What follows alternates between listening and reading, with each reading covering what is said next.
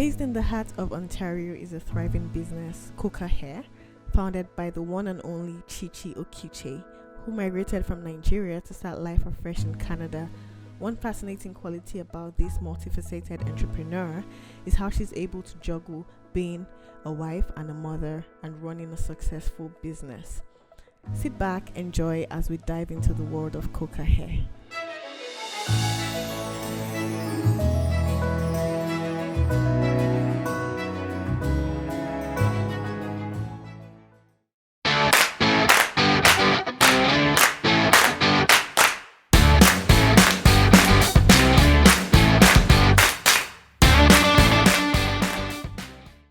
Hi everyone, welcome back again to my YouTube channel. I hope you guys have been enjoying your start of the year as much as I have been.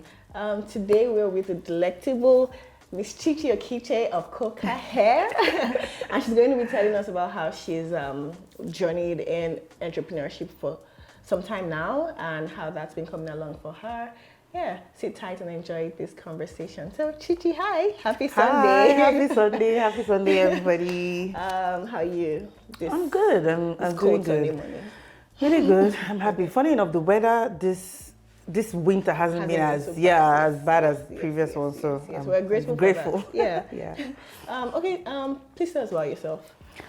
Okay, so my name is Chichi Okiche. I am.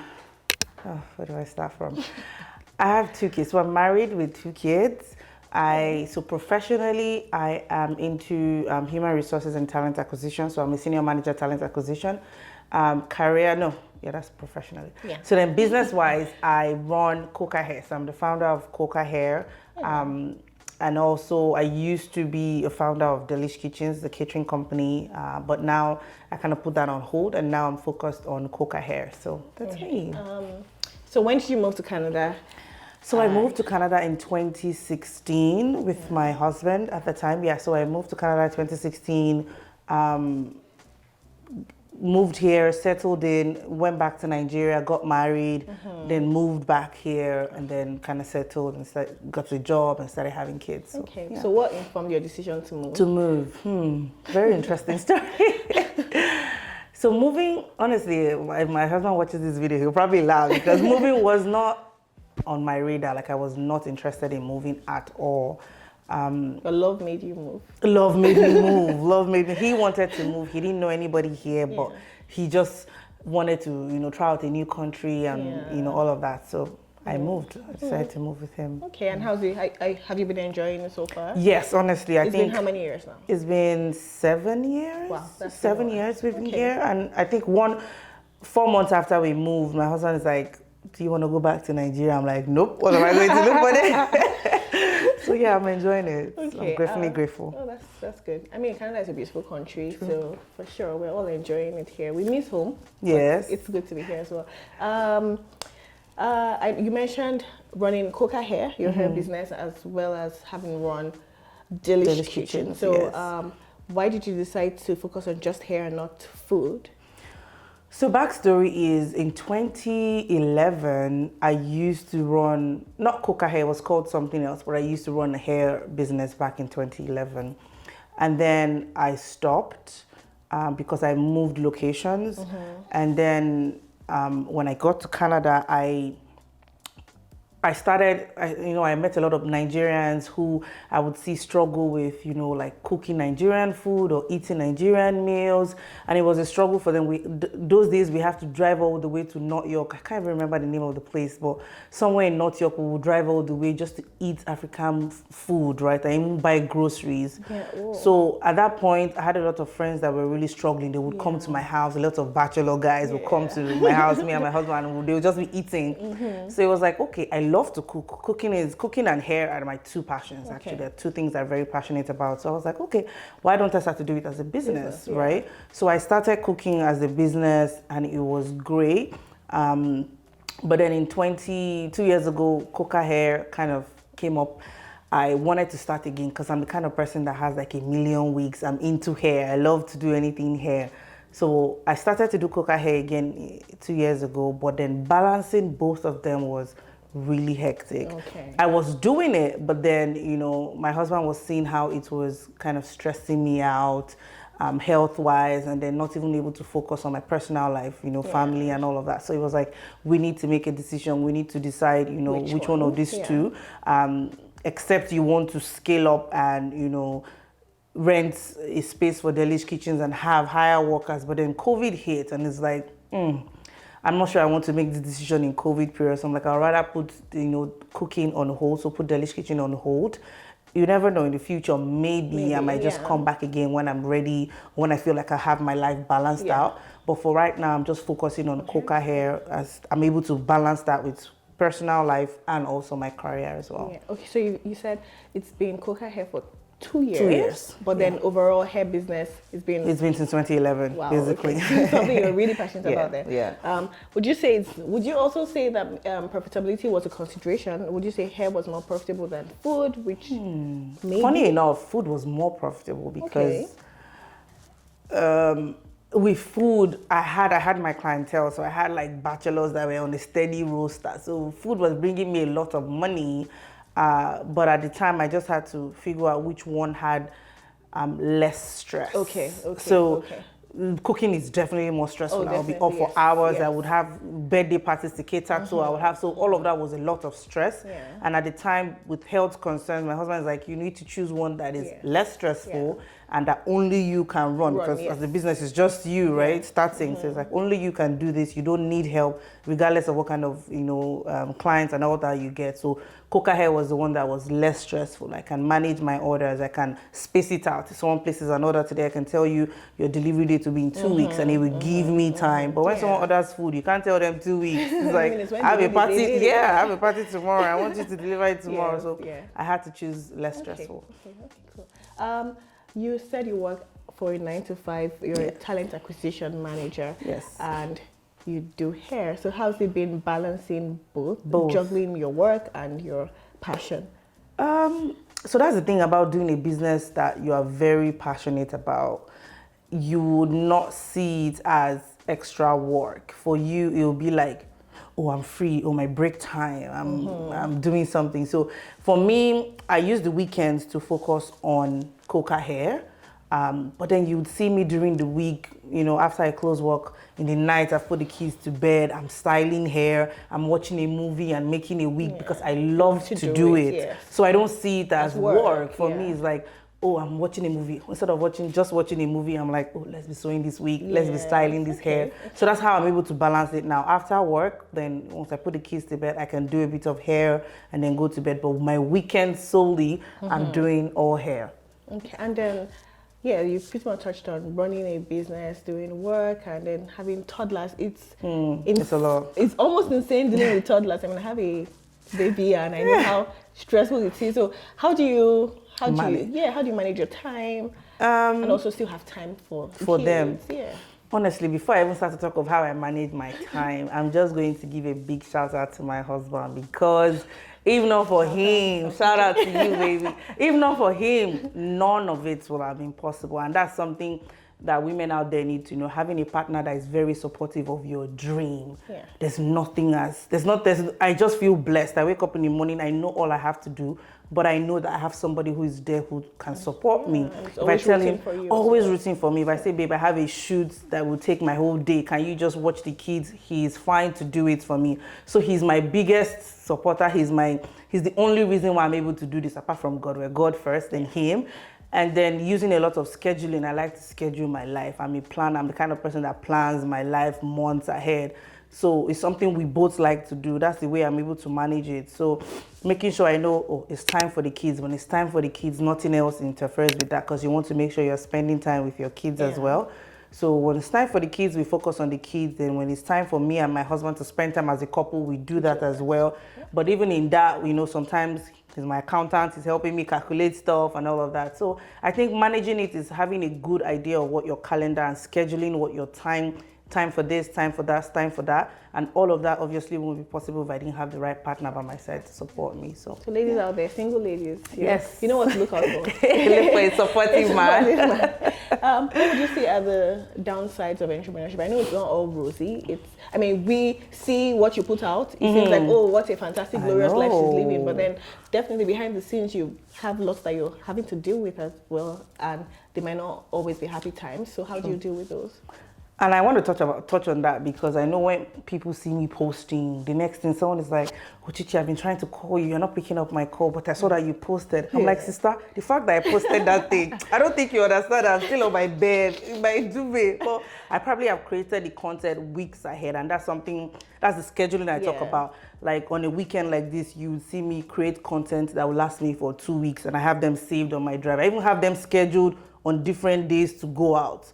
So it's already there, pre-scheduled. It will probably go out Monday at 9 o'clock. The second one will go out Monday at 3 o'clock. I have those scheduled. But back to your questions on the downside of entrepreneurship, it's like there's so many downsides. At the same time, I don't want to discourage people, but I also want you to be aware of the cons of entrepreneurship. And I think one would be the personality, like the fact that as an entrepreneur, you kind of have to wear many hats. You can't just be one person, oh, it's my business. And as an entrepreneur, you have to be the owner of the business, the founder, the customer service rep, the content creator, PR, marketing, service guy, you do delivery, you be chatting with people. So it's like many hats you have to wear, and sometimes that can be time consuming and overwhelming. So that's one of the cons. Another one would be finances, like the weight it will put on you financially. To make money, you have to put in money. So as an entrepreneur, you need to be ready to bring out that finances. You might not have it, but you have to find the finances to put into the business so that way you're able to get profit from it. Another stress or another thing would be the personal stress it to put on your life. Emotionally, physically, you would be worked up, stressed out, probably not even have time for your family as much as you would love to. So that's another con. So being able to balance it out so that you're not stressed or you don't get depressed, which is very common. And also, one area of your life is not lacking. Yes, which is why having a good partner is like he's going to help you balance it out so that you don't feel like sometimes you just wake up feeling like, oh, I'm a bad mother. Oh, I didn't take my kids out to play. But I'm like, well, the kids are gonna be fine. I can't kill myself. The husband has helped me take them today. I'll take them next week. So those are some of the cons of being an entrepreneur, and everybody needs to be aware of it and kind of weigh that and make sure that you're willing, you understand, because you're going to make sacrifices. That's another con. You'll be willing to make sacrifices. It's not as much as you have the autonomy of your time, you still are required to work long hours and sacrifice long hours. You put your kids to bed, you still have to come back and put in the work to your business consistently, showing up and being this. So those are part of the cons that people have to consider before you think of, being and I know one thing also is in the service business, you deal with lots of personalities. You meet lots of people every day. How do you manage dealing with different personalities per time, and how do you keep your sanity? I think, so in my career, I kind of started off working in the bank, dealing with clients and different personalities. So that was my customer service 101 introduction to managing different clients and different people. You wake up one morning and somebody's screaming at you for something that doesn't even make sense. But I already had that experience knowing how to handle different clients. And so when I started the business, it wasn't new to me, sort of. But then the whole saying of your customers are always right is true, because in business, customer is king. But it's true, because no matter how wrong a client or a customer is, you as a professional need to find a way to manage that client, manage their expectation, manage them to the point that they still come back to you when they need your services. So as much as they are upset, you need to find a way to listen to them, be empathetic, listen to them, feel their pain, in quotes, and then, calm them down, reassure them, help them fix the issue. So in this business, trust me, in hair business, I meet a lot of people that will come with this expectation and that, and then they come back. And you also meet people who are not straightforward, who are shady, you deliver hair to them and they tell you, oh, I want to return it. And next thing they'll return you hair that is not yours. They'll send you somebody else's hair and say it's returned. So those are part of the cons too. You're like, okay, we don't do returns. If you want to return hair, it has to be within 24 hours and you must not have touched it. You must still see the tag there. It hasn't been cut. If not, you encounter a lot. So you have to be able to manage it. Well, that leads me to my next question. So, do you have any words of advice for budding entrepreneurs? I mean, you're saying all these things and someone that's about to start a hair business at home and saying, I sure want to go into this, hearing all of this. So do you have any words of advice for business people, even as they start to think of venturing into hair business or whatever business that it is they might be thinking? I think my greatest advice would be make sure you're going in for the right reasons. You're not just going to do a business because, I just want to make extra income or side income. That's just your motive of starting the business, because you get frustrated out of that business real quick. If you don't have a passion for it, if you don't have like a why behind it, you would always, whenever you face any kind of challenges, you back out. But if you have a strong why, I'm going here because I have a passion for it, or I want to cater to women who are suffering from hair loss, or, just have a strong why, have a passion for the business, and be ready to put in the work, like consistently, no matter how little. No matter if you get 0 likes, you post something and you don't get anybody to like it or comment, keep showing up for the business, keep posting. And Okay, that's very good advice. So, passion first, money second. Money is good, but let that not be your driving force. So you celebrated the 1-year anniversary for KokaHair. Yes. That's when I was there, live and direct. Yes. We're gonna post the videos so you see. Yes, it was such a fun event. So where do you hope to be 1 year from now? Where do you see KokaHair 1 year from now? 1 year from now, I don't know. I think 1 year from now, I'm hoping that we would have spread out to the US. That's one of my main goals for this year, actually. Last year, my goal was to, try and cover as much as Canada as I can. But this year, my goal is to span out and spread out to the US and try to get clients in the US as well, which is something that we're working on, trying to get like influencers in the US, people who can start to spread the word about KokaHair in the US, because we have a huge market there as well. So we want to be known worldwide. So our hope, North America, you want to cover North America. So my hope next year is to be able to spread out to the US as well. Maybe look at attending more US shows and events, so that way we can kind of spread the word about KokaHair in the US. That'd be lovely for sure. Where can folks find you? Your social media handles, everything that you do. Please put it out there. We're here to market KokaHair and market Chichi Okiche as well. So professionally, you can find me on LinkedIn. My name is Chichi Okiche, so you can see me there. Send me a message. I will happily accept your request. For my business, we are on Instagram. Our name is KokaHair. KokaHair, KokaHair, as you can see here. KokaHair. And then on TikTok, we are KokaHair as well. My website is www.kokahair.ca, so you can go there to shop for anything you like. That's basically what. Just hearing you say Coca, just makes me remember there's a question I needed to have asked. What informed that name? So KokaHair was informed by my kids. So my son's name is Kobe and my daughter is Kyra. So K-O from him, K-O from him. So KokaHair. Beautiful name. Thank you. Beautiful names as well. Thank you. We're going to round off this conversation by asking about your favorite quote. What is your favorite quote? So I do have a favorite quote from Steve Jobs. Gonna read it out for you guys because you guys need to hear this. So it says, your time is limited, so don't waste time living someone else's life. Don't be trapped in dogma, which is living with the results of other people's thinking.